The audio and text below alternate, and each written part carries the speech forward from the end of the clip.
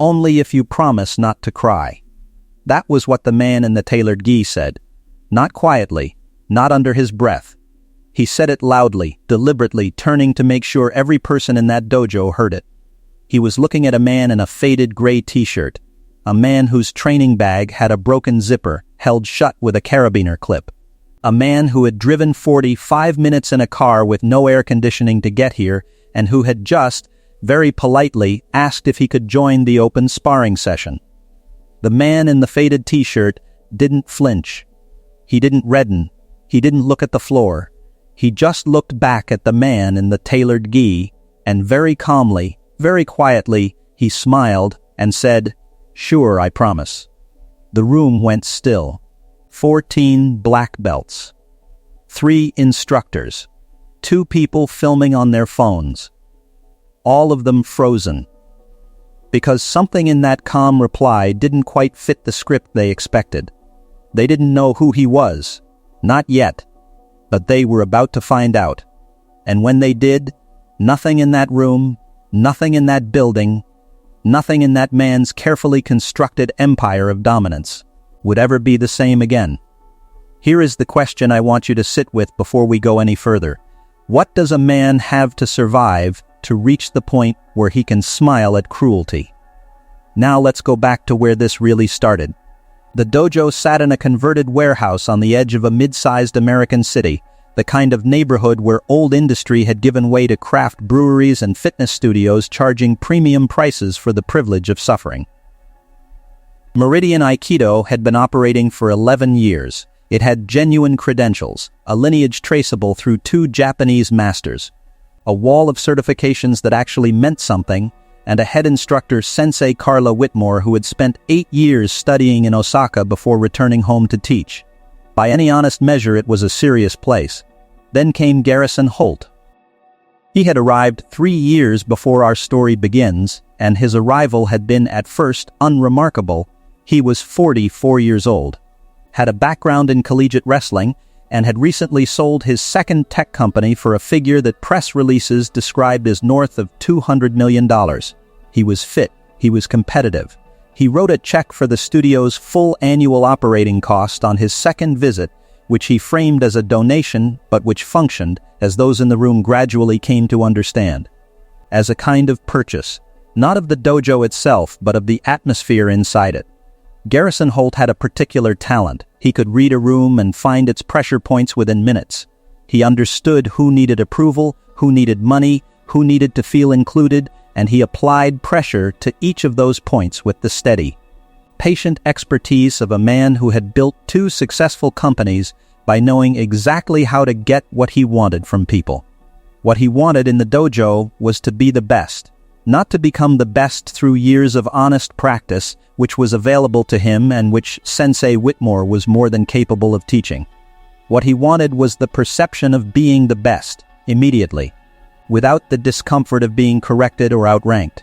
He promoted fast, too fast. Anyone who watched his technique with honest eyes could see that his footwork was sloppy, his center of gravity stayed high under pressure, and his throws worked primarily because his partners, conscious or not of his financial importance to the studio, softened their resistance. But the certificates went on the wall anyway. The ranks were awarded.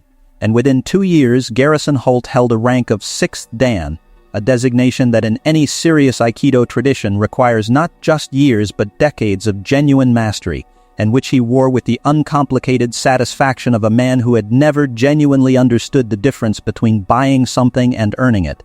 He brought friends. He brought clients. He organized what he called executive training seminars at the dojo on weekend mornings, charging attendees $4,000 per session and positioning himself as the primary instructor, with Sensei Whitmore as a kind of silent credential in the background. She took a percentage. She told herself it was outreach. She told herself it was sustainable. She was wrong on both counts, but she was also a single woman running a small business in a competitive market, and Garrison Holt's money solved real problems while creating subtler ones she couldn't yet fully see. His social behavior in the dojo followed a consistent pattern. He was charming to anyone he wanted something from. He was dismissive to anyone he didn't. and he was actively, openly contemptuous of anyone he perceived as beneath him, which, in a dojo context, meant anyone whose financial circumstances were visible and modest. He had a specific vocabulary for this. He didn't call people poor, he called them recreational. He didn't mock their equipment directly. He asked with theatrical concern whether they needed help sourcing proper gear. He described certain techniques as advanced in a tone that made clear he believed advancement was connected to the quality of one's car rather than the quality of one's practice. No one stopped him. That is the part of this story that deserves to sit in the air for a moment. No one stopped him. The instructors needed his money. The other students needed his approval, or feared his disapproval.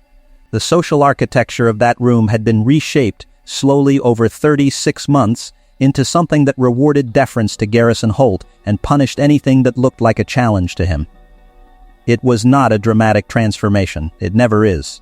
It happened through 100 small moments, each of which seemed manageable in isolation, until the shape of the whole thing became clear only when someone stood outside it long enough to see.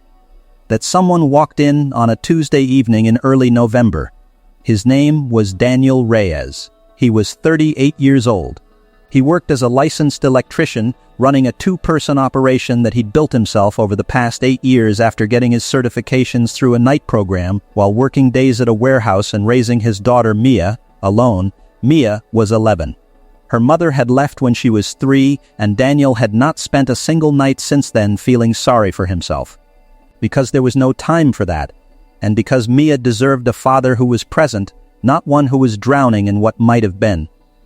The carabiner on the training bag had been there for 4 months. The zipper had broken during Mia's school talent show when the bag had fallen off a chair. He kept meaning to replace it. He hadn't gotten around to it, because a client had delayed payment on a $12,000 commercial job and the margin was thin that month, and the carabiner worked fine. He barely noticed it anymore. He had practiced Aikido before. More than practiced. He had begun training at 16 in a community center program run by a retired Navy officer named Marcus Webb, who had himself studied under one of the great Californian Aikido lineages and who charged $12 a month and accepted produce from families who couldn't afford that. Daniel had trained with Marcus for 11 years, through high school, through a brief and unsuccessful stint at community college, through the early years of his electrical apprenticeship, through the beginning and the end of his marriage, right up until Marcus had a stroke and closed the program and Daniel's life became, for a few years, too full and too fragile to sustain a practice. He was coming back to it now because Mia had asked him about it. She'd found one of his old photographs, Marcus's group, lined up in the community center gymnasium, Daniel at 19 in a white gi. Serious-faced and proud, and she'd asked what that was. He'd tried to explain. She'd said, "You look happy in that picture, Dad," and he had looked at the photograph for a long time and realized she was right, and that the happiness in it was connected to something specific and recoverable. He found Meridian Aikido through an online search. The website was professional. The reviews were generally positive. There was an open mat night on Tuesdays listed as welcoming to all skill levels. He emailed ahead to ask if he could drop in. Sensei Whitmore replied personally, said he was welcome, told him the drop-in fee was $25. He drove 45 minutes. He paid his $25 at the door. He changed in the small locker room that smelled of disinfectant and old cedar, tucking the carabiner carefully so the bag wouldn't fall open, and he walked onto the mat in his old gi, clean but softened by years of washing.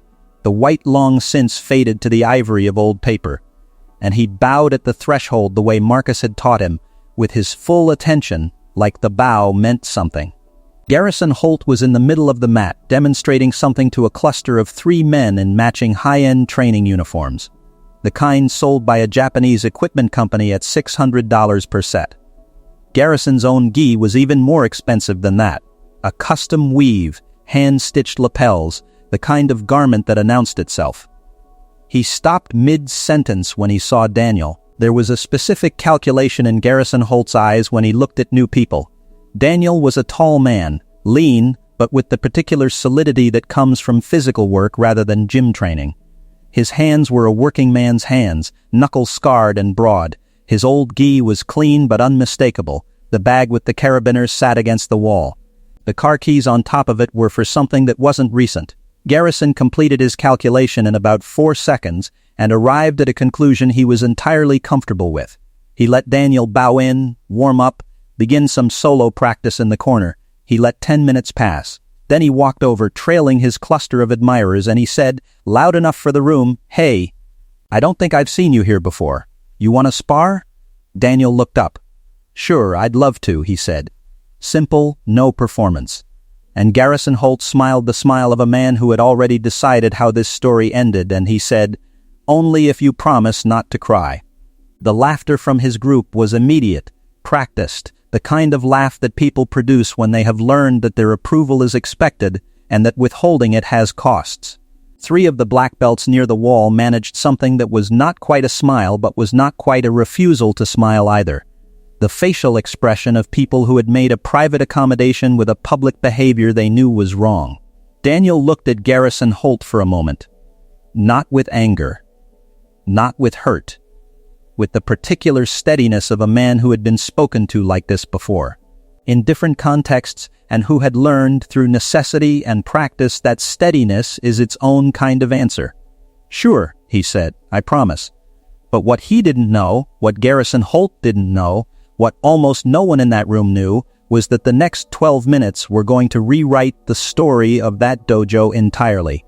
Not just for the people watching, for the sport, for the community, for the legacy of a man who had spent the past year quietly carrying something that none of them could see. Let's go further back, because the full truth of who Daniel Reyes was requires a journey that a $25 drop in fee doesn't begin to explain. Marcus Webb had been 32 years old when he got out of the Navy. He'd spent 6 years in 2 deployments, the second of which left him with a hearing loss in his left ear and a deep, persistent restlessness that he couldn't name for about 18 months after he came home. He found Aikido through a veteran support group. Someone had mentioned a teacher in San Francisco. He'd gone to a single class, and something in the philosophy of the art had reached through the restlessness and grabbed hold of something stable underneath it. The core of Aikido, as Marcus understood and taught it, is this: you do not meet force with force. You receive it. You redirect it. You use the attacker's own momentum to resolve the situation in a way that causes minimum harm and maximum clarity. It is not a passive art. It is not about absorbing punishment or turning the other cheek. It is an active, dynamic, intensely skilled practice of transformation, of taking what is aimed at you and moving through it in a direction that neither party could have found alone. Marcus used to say, in the community center gymnasium that smelled of floor wax and basketballs and the particular sweat of young people trying very hard, the technique is not the point. The technique is what shows you whether you've understood the point. He would make them fall. He would make them fall again. He would make them fall until the falling stopped being frightening and became, instead, familiar, manageable, the beginning of the next move. Daniel Reyes had been 16 when he first walked into that gymnasium. He was the kind of 16-year-old who tried hard to appear older because appearing older felt safer. He was fast. He was coordinated. He was also angry in the low-grade, pervasive way that boys become when they feel unseen, when the structures around them feel indifferent, when the future looks like a series of closed doors. Marcus saw all of this in the first class and said nothing about it for 6 months. He just taught him to fall. The anger burned off, slowly, over years. Not because Aikido is magic, because Marcus was paying attention, because the practice gave Daniel something to be precise about, something to master, something that rewarded patience and penalized ego. Because on the mat, you cannot fake your way through. The physics are honest. Your center of gravity is where it is. Your balance is what it is. And the only way to get better is to stay in the room and keep falling until you don't. Daniel trained through everything. Through the warehouse job and the night school and the early mornings. Through meeting Elena at a friend's party when he was 24. Through the first years of that marriage when everything felt possible. Through Mia's birth when he was 27 and felt, for the first time in his life, that he understood exactly what he was for. Through Elena's slow departure, not dramatic, not cruel, just the quiet accumulation of incompatibilities that neither of them had the tools to bridge, and through the morning she told him she was leaving, and through the afternoon he called Marcus from the parking lot of the electrical supply warehouse and cried for the first time since his father died. Marcus said, "Come to class tonight." He did. And on the mat that evening, Marcus put him through 3 hours of work so demanding and so precise that there was no room for anything else. Afterward, drying off in the locker room, Daniel said, "How did you know that would help?" Marcus said, "Because the body holds grief the same way it holds tension. Movement is the only honest conversation you can have with it." When Marcus had his stroke, Daniel was 34. The community center program closed within a month. Marcus recovered partially, his speech remained, his mind remained, but the left side of his body never came fully back, and he gave up the mat without a great deal of visible grief, which itself was a kind of teaching. Daniel visited him regularly in the years that followed, took Mia with him sometimes. Marcus and Mia had a particular rapport. She was a serious child, watchful, with her father's precision and a curiosity that went in every direction at once, and Marcus recognized something in her that he recognized from Daniel at that age, a quality of attention that the world doesn't always know what to do with. On the last visit before the Tuesday in November, Daniel had sat with Marcus for 2 hours while Mia did homework at the kitchen table. Marcus was 81 now. He moved slowly. His left hand stayed in his lap, but his eyes were the same, present, warm, with the quality of someone who has spent decades watching and who has made peace with what he's seen. He asked Daniel if he was still training. Daniel shook his head, thinking about getting back into it. Marcus was quiet for a moment. Then he reached into the drawer of the side table next to his chair and took out something small and folded and held it out.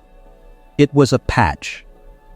Embroidered, the design was a circle with a simple calligraphic figure at its center, the symbol that Marcus had always worn on the breast of his own gi.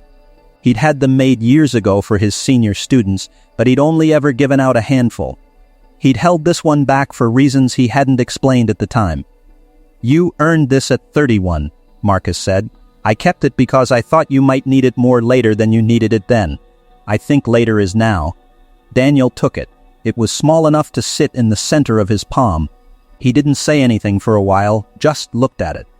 Then he said, "Marcus, what rank is this?" And Marcus looked at him with the particular expression of a man who has made a decision he is entirely comfortable with, and said, "You've been 8th Dan for 3 years. I just haven't found the right moment to give you the paperwork. That patch. That small embroidered circle. That was what was sewn to the inside breast of Daniel Reyes's faded ivory gi when he bowed onto the mat at Meridian Aikido on a Tuesday evening in early November, and was asked loudly and publicly whether he promised not to cry. He had worn it on the inside, not the outside. Marcus had never taught him to display.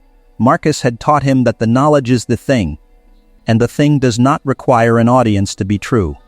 But what Garrison Holt didn't know, what not a single person in that room knew, because the patch was on the inside and Daniel had never volunteered his history and no one had asked, was that they were about to invite an 8th Dan master onto a mat and speak to him like a child. The countdown had already started. They just couldn't hear it. They bowed in. The traditional bow. Daniel did it the way Marcus had taught him, unhurried, deliberate, a genuine gesture rather than a formality. Garrison Holt performed his bow the way he performed most things, with the confidence of someone who has learned the shape of a thing without encountering its weight.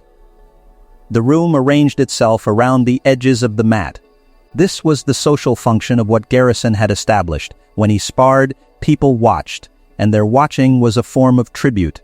14 people standing at the edges. 2 phone cameras out. Sensei Whitmore in the back, arms folded, a slight crease between her eyebrows that she was not yet sure how to interpret. Garrison took his opening stance. It was good, technically competent. The posture of someone who had been trained by good people and had practiced long enough for the body to remember the shapes. In a recreational context, in a match against most of the people in that room, he would have been more than capable. He moved first, the way he always moved first, with the authority of someone accustomed to setting the terms. Daniel didn't move, he received. That is the word for it. He received the incoming energy the way a watershed receives rain, not by resisting it, not by redirecting it in any dramatic fashion, just by being so completely present and so completely organized in his own body that the force arriving at him had nowhere to go except through the geometry that Daniel quietly provided for it. Garrison's first throw attempt resolved itself, somehow, without any visible drama, into Garrison sitting on the mat looking slightly confused about why he was there. There was a silence. Garrison stood. He adjusted his gi. He reset his stance. There was a particular expression on his face, not anger yet, something more like recalibration. The face of a man whose internal model of a situation has been unexpectedly contradicted and who is deciding whether to update the model or defend it. He chose to defend it. His second approach was harder, more committed. The kind of commitment that reads as confidence but which to a trained eye reads as the abandonment of good form in favor of force. He was going to make this work through sheer physical insistence. He was 44 years old and strong, and he outweighed this man by perhaps 20 pounds, and he was not going to be embarrassed by a man with a broken zippered bag in front of 14 people. Daniel moved for the second time. It was not a large movement. It was precise the way surgery is precise, not the removal of more tissue than necessary, not a single millimeter of wasted motion. He stepped inside Garrison's committed forward momentum, turned his own center a quarter rotation, and allowed the physics of the situation to complete their own logic. Garrison Holt traveled approximately 4 feet through the air and arrived on the mat with a sound that was not quite a thud and not quite a gasp, but was something between those two things, and he lay there for a moment in the particular stillness of a body that has been surprised by its own vulnerability. The room didn't breathe. Daniel stood exactly where he had been, his weight balanced, his expression unchanged, still that same calm, the same steadiness that had answered only if you promise not to cry without heat or performance. He waited while Garrison stood. He bowed slightly, the half-bow between exchanges, courteous, precise. Someone near the back of the room made a very small sound, not a laugh. More like the sound of a person who has been holding their breath finally letting some of it out. Garrison Holt said, again, what came next was 11 more minutes, and those 11 minutes were as close as a physical demonstration can come to a moral argument, because this was not Daniel Reyes showing off. This was not him punishing a man who had humiliated him. The quality of what he was doing was not retributive. It was instructive. Every time Garrison came at him with aggression, Daniel received it and returned him to the mat, but always in a way that demonstrated exactly what Garrison had done wrong. Always in a way that a good student would have been able to see and learn from. The falls were controlled. Nothing was injured. Nothing was humiliated in the physical sense. It was the accumulated moral weight of the thing, the fact that this man who had been spoken to like a beginner, like a charity case, like something small and manageable, was demonstrating throw after controlled, precise, effortless throw that he was something else entirely. And the demonstration was quiet. That was the part that nobody in that room would be able to fully articulate afterward. The loudest thing in those 11 minutes was Garrison Holt's own breathing and the sound of his body meeting the mat. Daniel made no sound at all. At the 5-minute mark, Garrison stopped trying to win and started trying to survive. That transition was visible. It passed through him like a weather change. His technique, already compromised by ego, collapsed further into pure instinct, and pure instinct against someone of Daniel's level is a man drowning in still water. He could not touch him. He could not anticipate him. Every time he extended, the extension was met and redirected. Every time he withdrew, the space he left was occupied exactly as needed. At the 9-minute mark, one of the phones in the room lowered. The person holding it had forgotten they were filming. At the 11-minute mark, Garrison Holt stopped. He stood in the center of the mat, chest heaving, and for a moment he looked like a man who had just arrived somewhere he had never expected to be and was trying to get his bearings. His face was red. His carefully composed gi was disheveled in the specific, telling way of a garment that has been submitted to mat repeatedly. He looked at Daniel and something passed across his face. Not quite recognition, not quite respect. Something more preliminary than either of those, a first small crack in the edifice of certainty he had built. He said, "Who are you?" And Daniel said, very quietly, "My name is Daniel Reyes. I'm an electrician. I trained under Marcus Webb for 11 years. He paused, and I'm sorry I didn't introduce myself properly when I came in. The last sentence wasn't ironic. That was the hardest thing for everyone in the room to process. It was a genuine apology for a genuine oversight. He had walked in and not introduced himself, and he was sorry for that, because that's what Marcus had taught. You introduce yourself. You are present with people. You do not take refuge in anonymity as a form of superiority, even when anonymity has just served you rather well. Garrison Holt looked at him for a moment and then looked away, and looked at the wall, and then looked at the floor, and the floor didn't have anything to offer him either. 14 people were watching him receive the specific silence that follows the moment when the thing you have built around yourself is revealed as hollow, and the silence itself has a weight that no amount of money can lift. Sensei Carla Whitmore, who had been standing in the back with her arms folded and a crease between her eyebrows for 11 minutes, unfolded her arms. She walked to the edge of the mat. She looked at Daniel. She said, "What rank?" Daniel hesitated, then reached into his gi and unfolded the lapel and showed her the inside breast where the embroidered patch sat, small, white and black. The circle and the figure at its center. She looked at it for a long time. Then she said, in a voice that was very careful and very quiet, "8th Dan." "From Marcus Webb's lineage?" "Yes, Sensei." She was silent for a moment. And then she did something that nobody in the room expected. She bowed, not the half bow of the exchange, the full bow. Hands at her sides, eyes to the mat. The bow you give to a superior. The room watched. Garrison Holt watched. And something happened in that room, something that doesn't have a clean name, where the social architecture that had been so carefully constructed over 3 years, layer by careful layer, suddenly became visible to everyone in it at once. You could see it in their faces. The slow, uncomfortable recognition of what they had been participating in. What they had allowed. What the laugh had meant. What the silence after the laugh had meant. What the careful management of their own expressions for 36 months had cost them, in the privacy of their own sense of themselves. One of the black belts near the wall.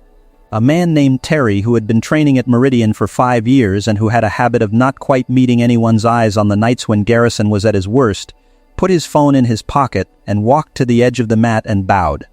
Then another. Then another. Garrison Holt stood in the center of the mat and watched 14 people bow to the man he had just asked to promise not to cry.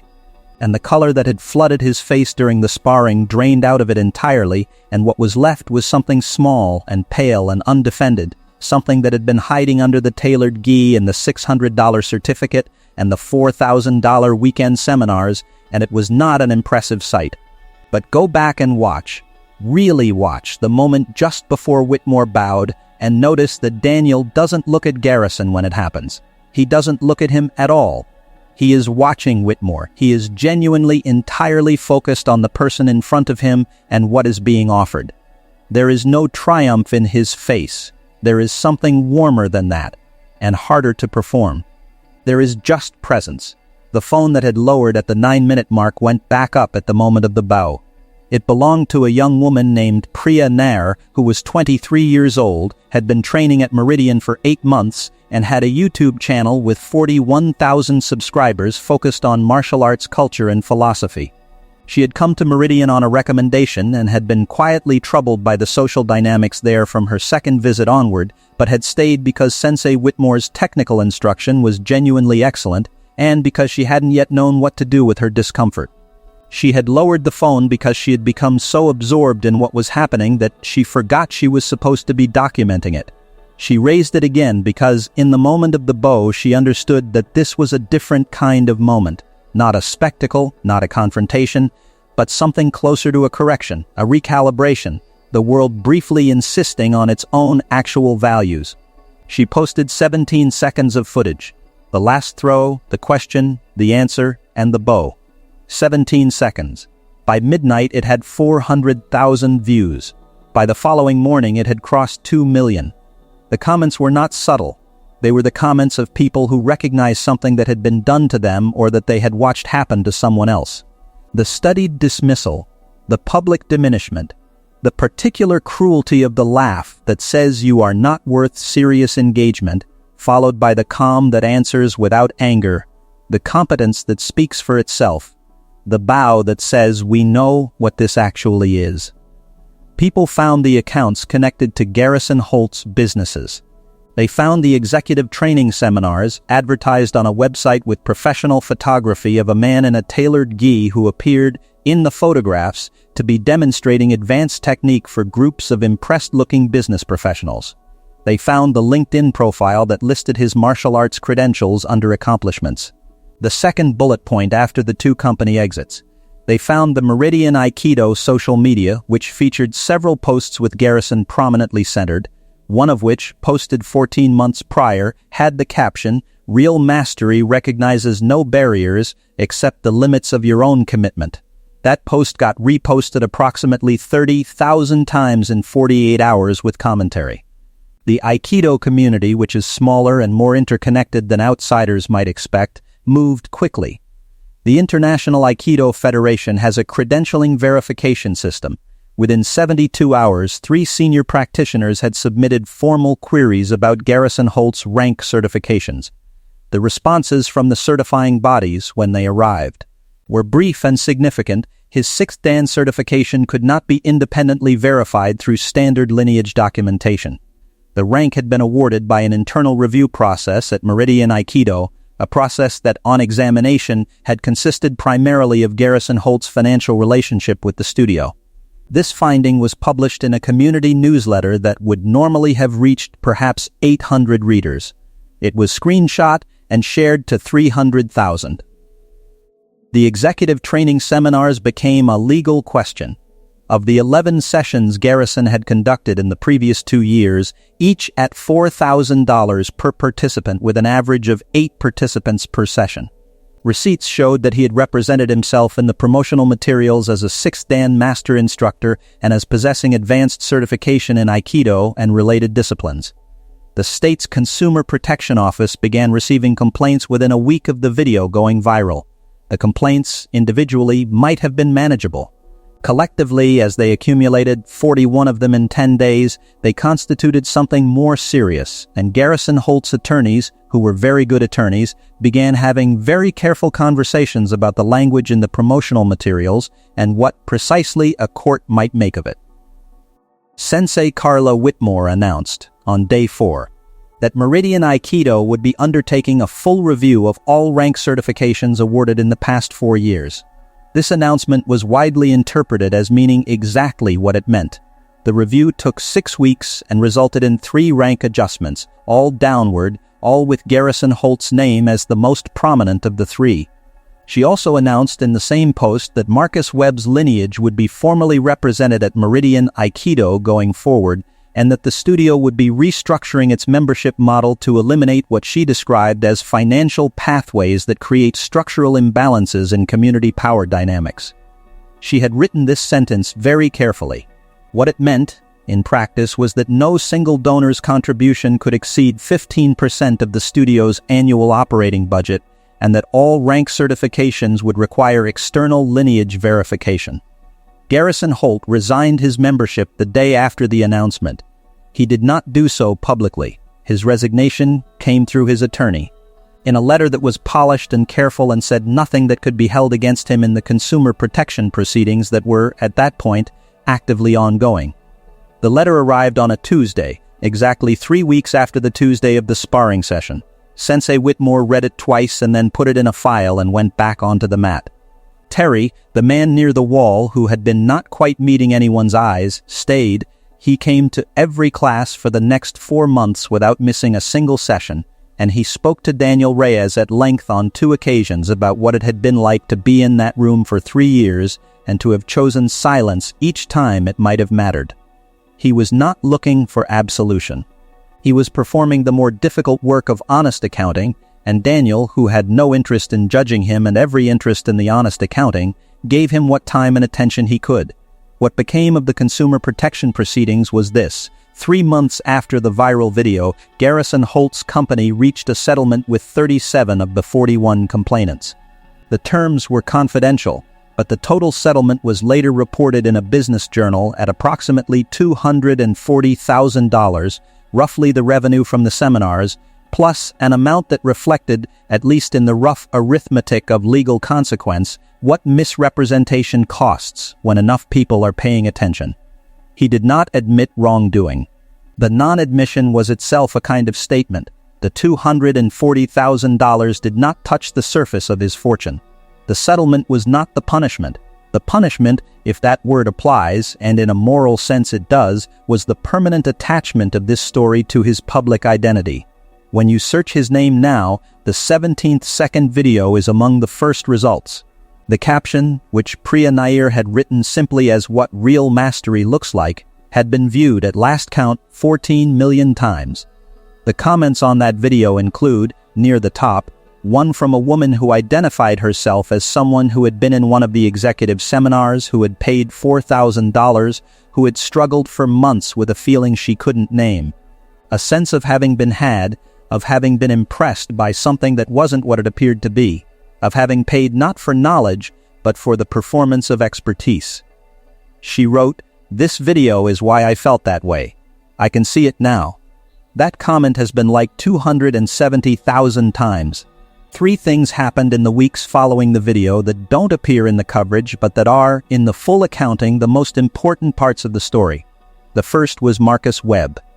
When Priya Nair went looking for the story behind the story, because she was a journalist as well as a martial artist, and she understood that the 17 seconds were a surface.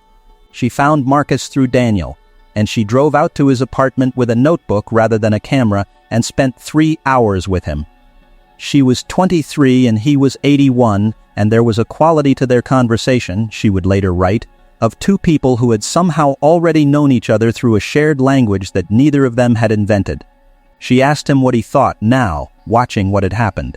He was quiet for a long time. Then he said, "The bow that matters isn't the one people saw on the video. The bow that matters is the one Daniel gave at the door when he walked in, before anyone was watching. Before anyone knew anything. That one. That's the one I spent 11 years trying to teach." She published this as a separate piece, 3,000 words, carefully written, with no video accompaniment. It was read by 400,000 people in the first week and has since been translated into 8 languages, none of which Priya requested or arranged. The second thing was Mia. She was 11, and she had been watching. From the living room, with the volume low so she wouldn't wake up early for school, when her father came home that Tuesday night. He sat at the kitchen table and looked at his hands for a while, and she came and sat across from him and asked, quietly, "How was it?" He looked at her for a moment, and then he told her the whole story. He didn't leave out the thing Garrison Holt had said. He didn't soften it. He told her what was said, and what he had answered, and what had happened, and what Whitmore had done, and what the room had felt like after. He told her about the patch which he'd never shown her, and he took it out and showed her now. She looked at it for a long time and said, "Why did you wear it on the inside?" And he said, "Because Marcus always said the rank is what you know, not what you show. If you have to show it, it's because you're not sure enough of it to let it speak." Mia took this in. She was quiet for a moment. Then she asked, "Can you teach me?" He said yes. She began training the following Saturday in the living room on an old mat he'd stored in the garage. She was serious about it from the first day in the way that her father was serious about things, not humorlessly, but with genuine and total investment. Within 4 months she had the beginnings of real technique, the specific quality of groundedness that Marcus used to call finding your floor, the sense in a body that it knows exactly where it is in space and is comfortable there. Sensei Whitmore, when she heard, offered Mia a free junior membership. Daniel declined the free part. He paid the junior rate, which was $40 a month, and Mia trained twice a week under Whitmore's direct instruction and on Saturday mornings with her father. The third thing was a letter that arrived at Meridian Aikido 6 weeks after the video, addressed to Daniel Reyes in care of the studio. It was from the family of Marcus Webb. His daughter, specifically, a woman named Sandra who lived in Portland and who had been managing her father's affairs since the stroke.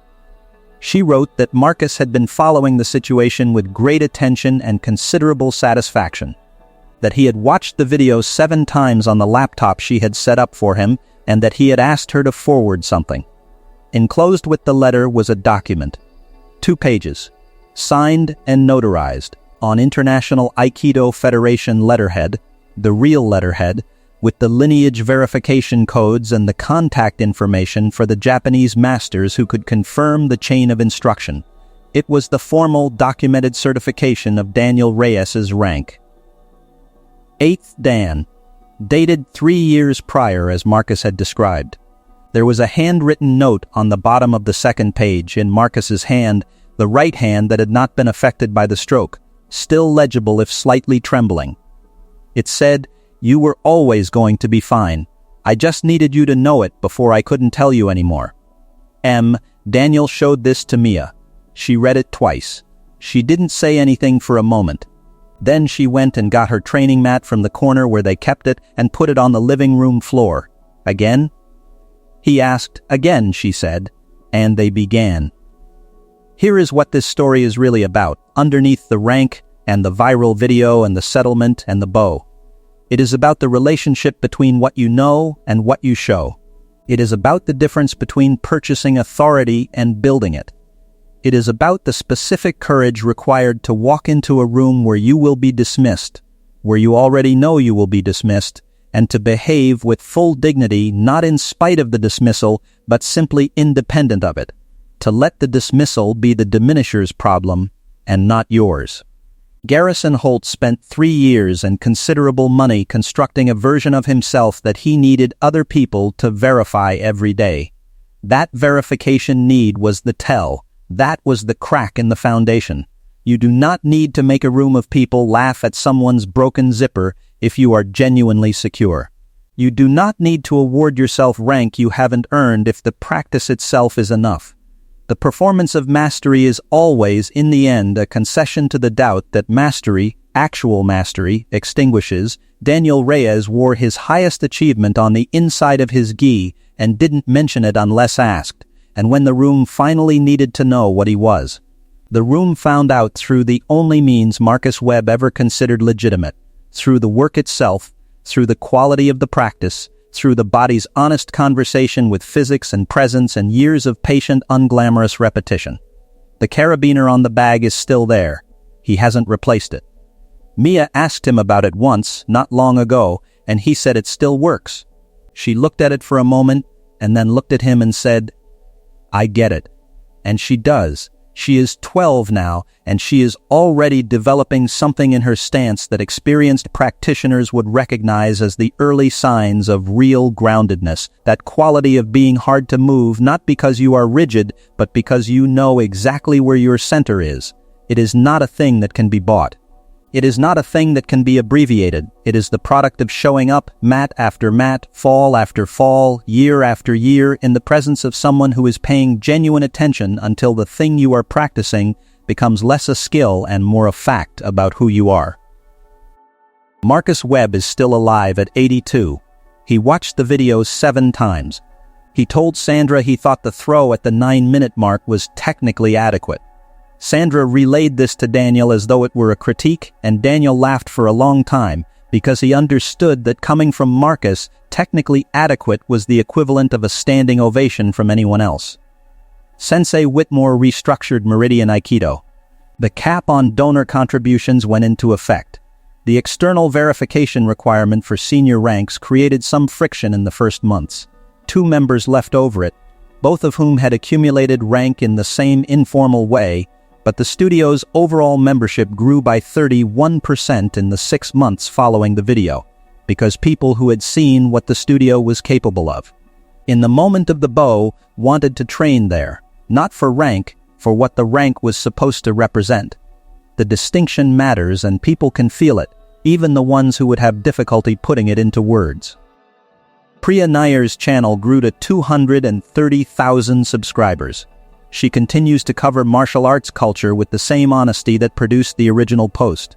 She dedicated an entire video essay, 40 minutes long, to the question of how small communities become captured by charismatic donors and what the structural conditions for that capture look like, drawing on Meridian as a case study, drawing on Marcus's interview, drawing on the consumer protection proceedings.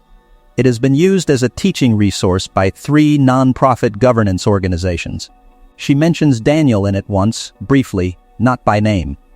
Terry trains every Tuesday. He is preparing for his 3rd rank examination, the legitimate kind, the kind that requires external verification. He will probably pass. He is not exceptional, but he is honest about his practice in a way he was not before, and in Aikido, as in most things, that honesty is most of the journey. And Daniel Reyes drives to Meridian twice a week in a car that still doesn't have great air conditioning, and he trains, and on Saturday mornings he puts the mat on the living room floor and he teaches his daughter. He bows at the threshold of the mat every time he steps onto it, unhurried, deliberate, the way Marcus taught him, like the bow means something. Because it does. Because the practice does not begin when someone is watching. The practice begins in the moment you decide to take it seriously, in the moment you choose presence over performance, in the moment you decide that what you actually are is more important than what you can convince a room of people you are. The bow at the door. That's the one. If this story stayed with you, if you felt something in the moment that room went quiet, share it with someone who needs it. Not everyone is ready to hear it the same day they need it, but someone in your circle might be. Hit the like, subscribe if you haven't, and I want to know your answer to this. Is there a moment in your life when you stayed quiet in a room when you should have bowed? Not metaphorically, really. What would you do now if you had it back? Leave that in the comments. I'll be reading every single one. But here is what really gets me about this story, and I've been sitting with this for a while, trying to figure out if I should say it. It's not the 11 minutes on the mat. It's not the bow. It's not even the 17 seconds of video that traveled 14 million times around the world and found its way to people who needed exactly that thing at exactly that moment. What really gets me is that Daniel Reyes walked back through the door the following Tuesday. He was not obligated to. He had made no commitment. He had paid a $25 drop-in fee. Whatever had happened had happened. He could have taken the whole episode as a story, a good one, a vindicating one, the kind of story you tell years later and people shake their heads and say, "Man, I wish I'd been there," and moved on. Found a different dojo, or practiced at home with Mia, or let the mat gather dust the way it does for most people eventually. He walked back through the door on Tuesday. He paid $25. He bowed at the threshold. He trained for 2 hours. He thanked Sensei Whitmore on his way out. He wasn't making a statement. He wasn't returning to claim something. He just came back because the practice is the thing. And the practice doesn't care about what happened last week. The practice only exists right now, on this mat, in this moment, in the quality of your attention. Marcus taught him that. Marcus taught him that the story of what you did last week is not the practice. The practice is what happens when you show up today and are fully present with it and let it teach you whatever it has to teach you. Regardless of how long you've been doing it, and regardless of what anyone in the room thinks about who you are. I think about that a lot. I think about how many of us have something like that available to us. A practice, a discipline, a room where the truth is told in movement or in music or in craft or in code, and how often we let the noise of the room around it get louder than the thing itself. How often we let someone else's assessment of what we are determine whether we keep showing up. And I think about an 11-year-old girl rolling on a mat in a living room on a Saturday morning, learning to fall. Learning that the fall is not the end of the move. She's going to be fine. I promise you, she's going to be fine. Tell me in the comments, who taught you to fall and not be afraid of it? I genuinely want to know. That person, wherever they are, whether they know it or not, is the reason you're still here practicing whatever you practice. Name them if you want. Or just say thank you to them in the comments and trust that somehow the universe is keeping those tabs. I'll be here. See you next time.